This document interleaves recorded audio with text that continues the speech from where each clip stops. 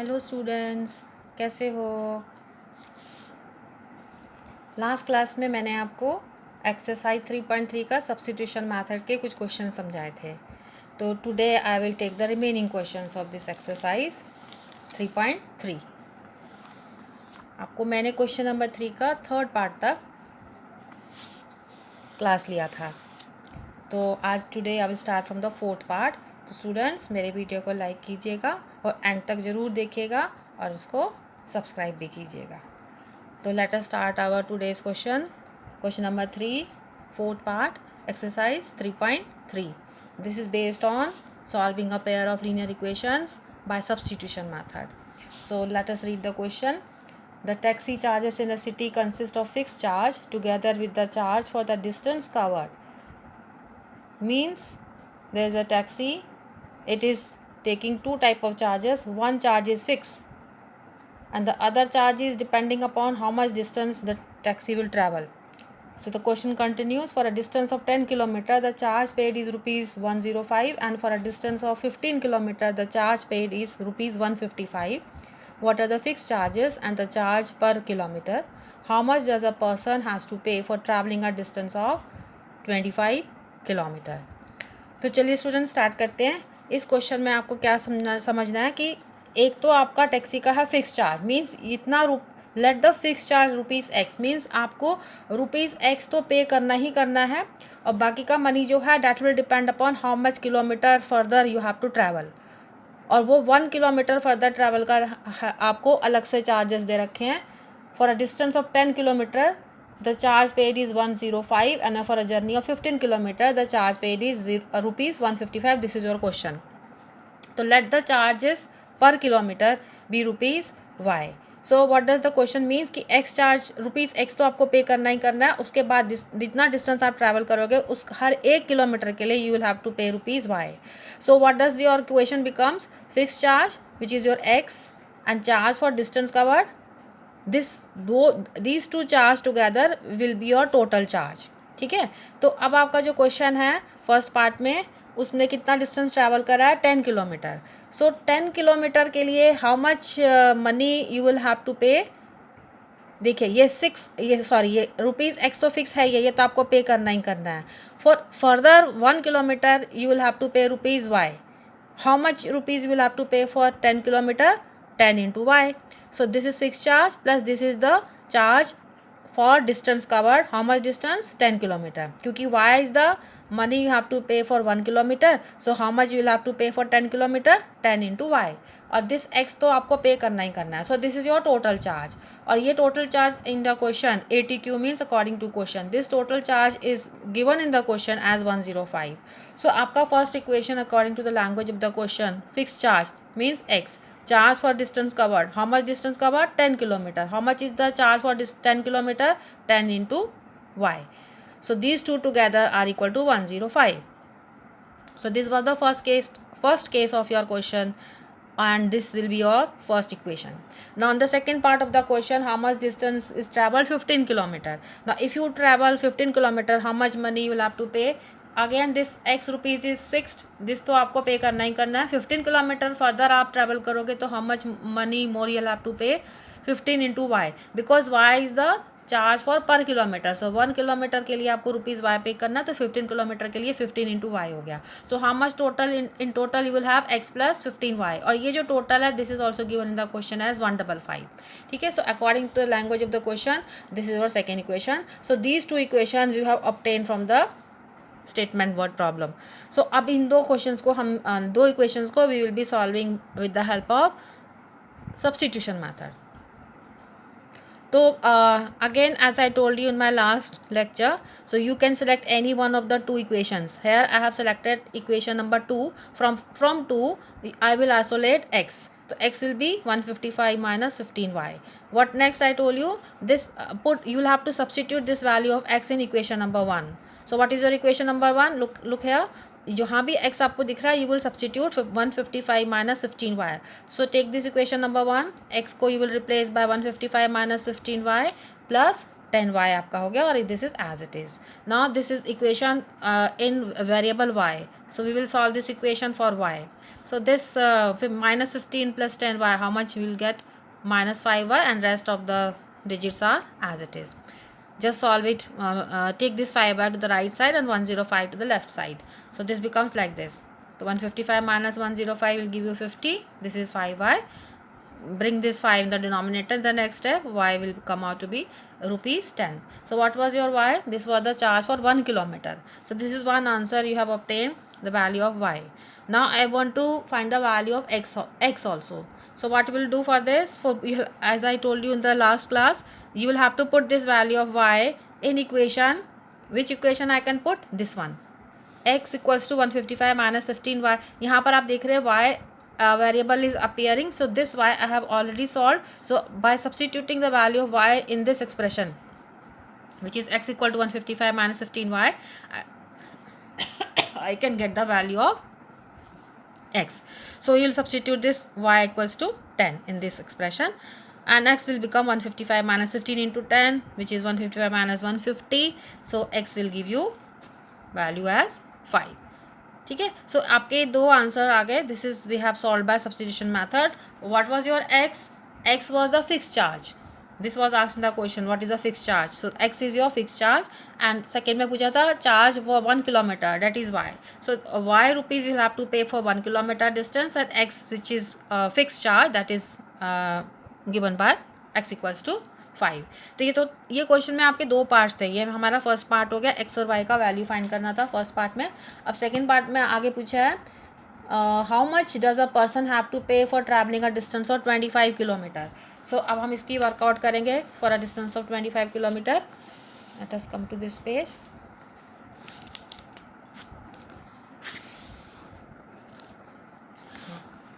तो second part आपका question चल रहा है कि how much charge will you have to pay for how much distance is given 25 kilometre. Okay.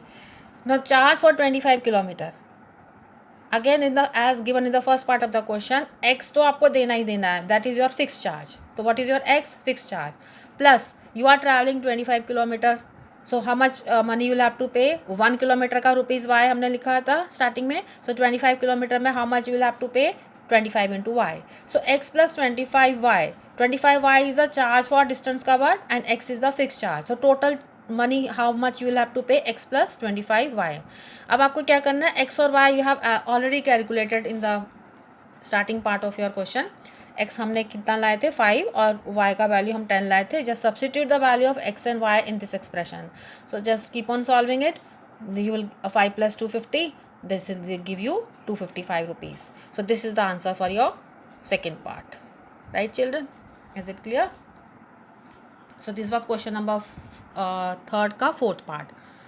Now let us come to the fifth part. Let me read out the question. A fraction becomes 9 upon 11 if 2 is added to both numerator and denominator. If 3 is added to both numerator and denominator, it becomes 5 by 6. Find the fraction. तो it is a question related with fraction. And you know, and fraction में क्या होता है? एक numerator होता है और एक डिनोमिनेटर होता है. तो let us assume let the numerator of the fraction be equals to X and the denominator of the fraction equals to y. So how will you present your fraction? Will become like x upon y. So x upon y is your initial fraction. Now ATQ means according to question. Now you will have to read the language of the question and understand the meaning of that language, and according to that we will form the equation. अब आप क्या देख रहे हैं students? आपको question में दिया हुआ है कि if 2 is added to both numerator and denominator. So what I will do, ये जो x है इसमें भी आप +2 लगा दीजिए और y में भी +2 लगा दीजिए. This is according to the language. After this it is given the fraction becomes 9 upon 11. So जो बिकम हो गया उसके लिए आपने क्या लगाना होता है? इक्वल टू का sign, and 9 upon 11 as it is जो क्वेश्चन में दिया हुआ है आपको यहाँ पे 9 upon 11 लिख देना है. Right students? So this equation you have obtain according to the language of the question. This will be your equation number 1. अब सेकेंड पार्ट में क्या दिया हुआ है क्वेश्चन के? If 3 is added to both numerator and denominator the fraction becomes 5 upon 6. तो आपने क्या करना है? जो आपका फ्रैक्शन है x upon y, न्यूमरेटर में भी आप +3 ऐड कर दीजिए, डिनोमिनेटर में भी आप 3 ऐड कर दीजिए. तो ये आपका लेफ्ट साइड में क्या हो जाएगा? X plus three upon Y plus three and question में दिया हुआ है कि this fraction now becomes 5/6, so I will write it down as equal to 5/6, right students. So this is your second equation. ये फर्स्ट हो गया, ये second हो गया. अब आप देखिए दोनों इक्वेशंस में फ्रैक्शन की फॉर्म में दिया हुआ है. How will I change it to standard form, जो आपका a x plus b y plus c equals to 0 की फॉर्म में हम खुद चेंज करेंगे. तो उसके लिए स्टूडेंट्स देखिए अब आपको क्या करना है. ये जो इक्वेशन नंबर 1 है, फ्रॉम इक्वेशन नंबर 1 आप इसको क्रॉस मल्टीप्लाई कर दीजिए. क्रॉस मल्टीप्लाई आपने पिछले क्लासेस में सीखा हुआ है. क्रॉस मल्टीप्लाई में आप क्या करोगे, 11 will go in the left side, get multiplied with the numerator, 9 will come to the right side, y plus 2 को आप राइट साइड पे ले जा लीजिए और ये 9 के साथ मल्टीप्लाई हो जाएगा. सो जो फर्स्ट इक्वेशन है आपने इसको क्रॉस मल्टीप्लीकेशन कर दिया. So 11 into X plus 2 equals to 9 into Y plus 2, right. अब आप इसको आगे सॉल्व करते जाइए. इसमें डिस्ट्रीब्यूटिव लॉ लगा देंगे तो 11x plus 11 into 2 22, right side में 9y प्लस 9 इंटू 2 18, राइट. अब आप इसको थोड़ा सा रीअरेंज करके x की टर्म आपकी होगी 11x, y वाला टर्म 9y को आप लेफ्ट साइड पे ले आइए, 22 को इधर शिफ्ट कर दीजिए. तो what you will get 11x minus 9y equals to -4. ये आपका स्टैंडर्ड फॉर्म आ गया उसका लीनियर इक्वेशन का, ठीक है. तो आपका ये जो इक्वेशन फ्रैक्शन की फॉर्म में था, अब हमने इसको थोड़ा सा सिंप्लीफाइड करके लीनियर फॉर्म का इक्वेशन की फॉर्म बना दी है. ये हमने फर्स्ट इक्वेशन के साथ किया. Similarly for the second equation also what you will do, just cross multiply. तो y plus 3 will go on this side like this and 6 will get multiplied on the denominator with the numerator of the left hand side. So what will your expression become? You will write it like this now. 6 into, this is from 2, 6 into x plus 3 equals to 5 into y plus 3. Up next what you will do children, just open the bracket. So it will become 6x plus 6 into 3 18 is equal to 5y plus 5 into 3 15. Just rearrange the terms. 5 Y वाला term आप left side में ले जाइए, 18 को इधर ले आइए. तो 6x माइनस 5y बिकम्स -3. अब आप देखिए आपके जो दो इक्वेशंस नए वाले आ गए, ये हमारे इसी 1 and 2 से आए थे. So I will write it again, these 2 equations. Now this is your new set of equation. Actually it is obtained from this 1 and 2 only, but this is much simplified form of these 2 equations. अब ये जो equation आप 1 and 2 देख रहे हैं, अब इनको हम we will solving it by which method, substitution method, ठीक है. अब सब्सटीट्यूशन मैथड का हम प्रोसीजर यहाँ पर अप्लाई करते हैं. तो out of the 2 equations I have selected the first equation and I will isolate x from this equation, right. So 11x equals to 9y को अब इधर शिफ्ट कर देंगे and x will give you 9y minus 4 upon 11. ये हमको a label कर दिया हमने इस इक्वेशन को. What next we have to do now, ये जो x का वैल्यू आपने निकाला है इसको हम इक्वेशन नंबर 2 में सब्स्टिट्यूट करेंगे as I have explain you in my last lecture. So next आपका ये इक्वेशन लिख लेते हैं. 6x minus 5y equals to -3 में we will put this value of x. तो let us come to the next step.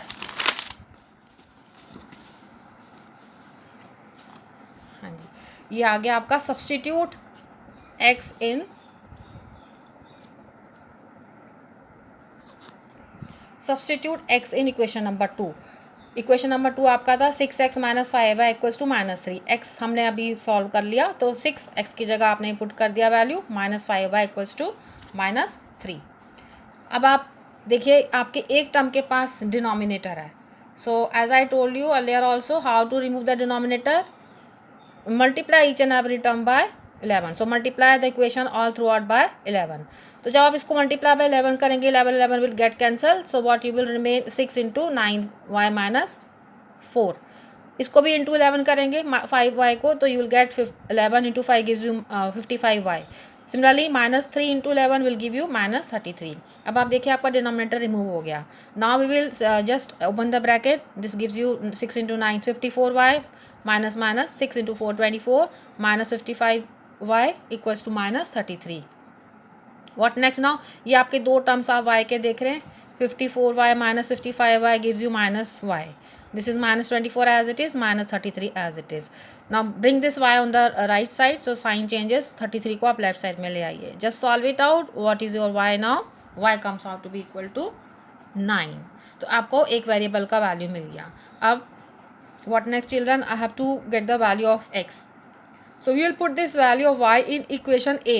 Equation A आपका क्या था, this I have written it again, A वाला इक्वेशन आपका ये था x equals to 9y minus 4/11।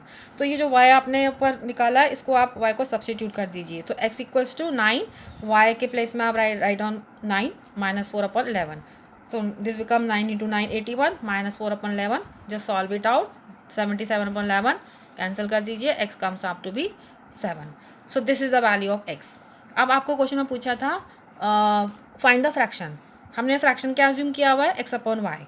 अब आपको कुछ नहीं करना, x और y की वैल्यू बस इस फ्रैक्शन में सब्स्टिट्यूट कर दीजिए, so x is 7, so put down write down 7 और y के प्लेस में you will write down 9, so what your fraction answer is 7/9। So this was asked in the question to find out the fraction, right children. अब एक part आपका 6th वाला, ये भी आप देख लीजिए। Now in the 6th part, this is a question which is related with the age. Question number 3rd, part 6. Read out the question. The question says 5 years hence the age of Jacob will be 3 times that age of his son.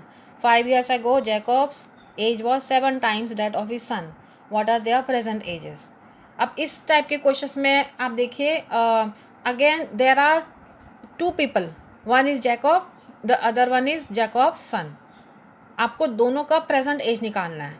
तो इस जो भी as के questions होते हैं, जहाँ पर भी आपको जो क्वांटिटी निकालना होता है उसी को वी विल एज्यूम। सो यहाँ पर आपको जैकब और जैकब सन्स का प्रेजेंट एज फाइंड आउट करना है। So children what you will assume, तो उसी को हम अज्यूम करेंगे, let Jacob's present age equals to x years and Jacob's sons present age is y, right. तो हमने x और y हमारे 2 वेरिएबल हमने लेट कर लिए। अब according to question 5 year hence means, what is the meaning of 5 years hence means आज से 5 ईयर्स बाद। सो अगर जैकब का age present today he is x years old, how much old he will be after 5 years, how much old Jacob will be, Jacob's age will become x plus 5. Suppose कर लो जैसे today if you are 15 year old, after 5 years how much old you will be, 15 plus 5. Similarly Jacob's present age is x, so what will be the Jacob's age after 5 years, 5 year hence means after 5 years. इसको हम यहाँ लिख देते हैं after 5 years, क्योंकि इसका language का meaning समझना बहुत ज़रूरी है। सो after 5 years Jacob's age will become x plus 5, similarly Jacob's sons age will become y plus 5, ठीक है। ये आफ्टर 5 ईयर्स का दोनों का एज हो गया। Now what the question says again after this, the age of the Jacob will be 3 times that of his son, means Jacob's age that is x plus y is equal to 3 times Jacob's son. Times का मतलब होता है multiply, तो x plus 5 is equal to 3 into Y plus 5। ये आपका equation बन गया according to the question, ठीक है। अब इसको हम सिंप्लीफाई कर लेते हैं, open the bracket, 3y plus 15, 3 into 5 gives you 15, y वाला टर्म इधर ले आइए, 5 को इधर ले आइए, तो यहाँ पर आपको x is equal to simplify कर लीजिए, x का वैल्यू हमने इस इक्वेशन से आइसोलेट कर लिया। सो this is your equation number 1। ये आपका फर्स्ट पार्ट था क्वेश्चन का, जिससे आपको फर्स्ट इक्वेशन मिला। अब let us come to the second part of the question. अब इसमें दिया हुआ है कि 5 ईयर्स अगो मीन्स आज से 5 साल पहले, अगर जैकब टुडे x ईयर्स है तो 5 ईयर्स अगो कितना रहा होगा, तो 5 years ago you will write Jacob's age will be x minus 5। Similarly जैसे आज आप 15 ईयर्स है तो 5 years ago how much old you are, 15 minus 5। Similarly Jacob's age 5 years ago will be x minus 5 and Jacob's sons age will be y minus 5, ठीक है। तो आपके ये 5 ईयर्स अगो वाले एज आ गए दोनों के। Again read the question and it is given in the question that 5 years ago Jacob's age was 7 times that of his son. तो Jacob's age is equal to 7 times मतलब मल्टीप्लाई Jacob's son, तो this is Jacob's age, 7 times का 7 लग गया और multiply by Jacob's son के as का y minus 5 लग गया, right student. So this is how you will get the question after reading the question. अब इसको आप ओपन द ब्रैकेट कर दीजिए, 7y माइनस 35। अब x और y की टर्म इधर रख लीजिए लेफ्ट हैंड साइड में, 5 को इधर ले आइए, तो दिस राइट साइड में ले आइए, तो this will become x minus 7y this gives you -30. ये आपका आ गया सेकेंड इक्वेशन एक्स और वाई की टर्म्स में. Now this is your equation 1, this is your equation 2. What next you have to do by substitution method. What I have told you कि हमको ये जो वैल्यू एक्स का मिला हुआ है फर्स्ट इक्वेशन से, you will put it in the second equation. तो हमने डायरेक्टली यहाँ पे एक्स निकाल लिया, तो एक्स को आप यहाँ पुट कर दीजिए सेकेंड इक्वेशन में. तो this is x 10 + 3y from 1 in equation 2 put. तो x की जगह आपने लगा दिया 10 + 3y - 7y = -30. अब आप इसको सॉल्व करेंगे कौन से वेरिएबल के लिए, y वेरिएबल के लिए. तो how will you do now. ये आपका 10 3y - 7y, 10 को मैंने राइट साइड में ले आई है और 3y - 7y आपका -4y हो गया. ठीक है, और -30 आपका ऑलरेडी राइट हैंड साइड में था. तो -4y and this gives you -40, right. और ये माइनस माइनस प्लस हो जाएगा. नेक्स्ट स्टेप में 4 will come in the denominator, 40 / 4 will give you 10. तो ये किसका वैल्यू आ गया आपके पास, y का वैल्यू आ गया. What was y, this was Jacob's sons present age, जो हमने स्टार्टिंग में अज्यूम किया था. तो अब मेरे को जैकब्स प्रेजेंट एज भी फाइंड आउट करना है. तो उसके लिए y = 2 कौन से इक्वेशन में पुट करेंगे आप, इक्वेशन नंबर 1 में. इक्वेशन नंबर 1 आपकी क्या था, this equation number 1 was x = 10 + 3y. This we have already written earlier. x = 10 + 3y. आपका ये y का वैल्यू अब इसमें 10 पुट कर दीजिए. तो x = 10 + 3 × 10. So this gives you 10 + 30. तो x comes out to be 40. What was x? You have assumed the starting.